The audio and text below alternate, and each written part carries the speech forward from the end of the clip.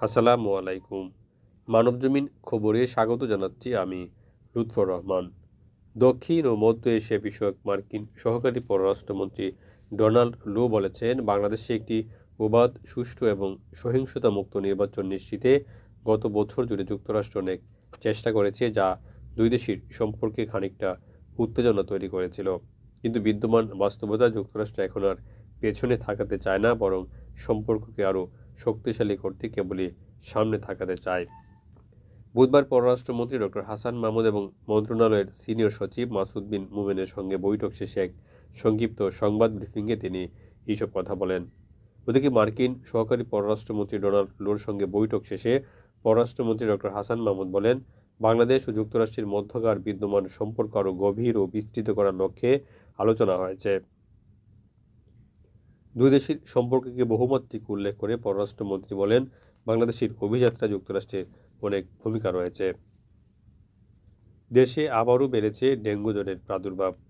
Aedes মশাবাহিত dengue জ্বরে আক্রান্ত হয়ে গত 24 ঘন্টায় 3 জনের মৃত্যু হয়েছে। এ সময় হাসপাতালে ভর্তি হয়েছেন আরও 21 জন রোগী। চলতি বছর ডেঙ্গু আক্রান্ত হয়ে 32 জনের মৃত্যুর তথ্য পাওয়া গেছে। বুধবার স্বাস্থ্য অধিদপ্তরের হেলথ ইমার্জেন্সি অপারেশন সেন্টার ও কন্ট্রোল রুমের এক প্রতিবেদনে এই তথ্য জানানো হয়।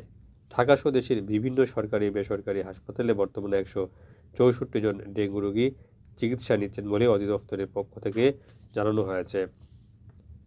মৃত্যুদণ্ডাদেশ চূড়ান্ত হওয়ার আগে ফাঁসির আসামিদের কন্ডেম সেলে বন্দী রাখা যাবে না, হাইকোর্টের এই রায় আগামী 25শে আগস্ট পর্যন্ত স্থগিত করেছেন আপিল বিভাগের চেম্বার আদালত। এই সময়ের মধ্যে রাষ্ট্রপক্ষকে হাইকোর্টের রায়ের বিরুদ্ধে লিভ টু আপিল করতে বলা হয়েছে। বুধবার আপিল বিভাগের চেম্বার বিচারপতি এম ইনায়েতুর রহিম এই আদেশ দেন। এর আগে মঙ্গলবার আপিল বিভাগের সংশ্লিষ্ট শাখায় হাইকোর্টের এই রায় স্থগিত চেয়ে আপিল বিভাগ আবেদন করে রাষ্ট্রপক্ষ।